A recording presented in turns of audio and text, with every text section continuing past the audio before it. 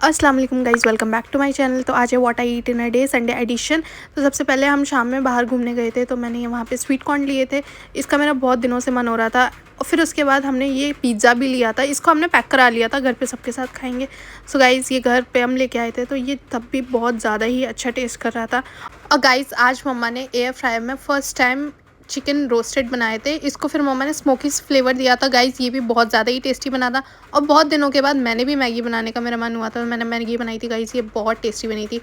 बस गाइज़, आज के लिए इतना ही। ओके, अल्लाह हाफ़िज़।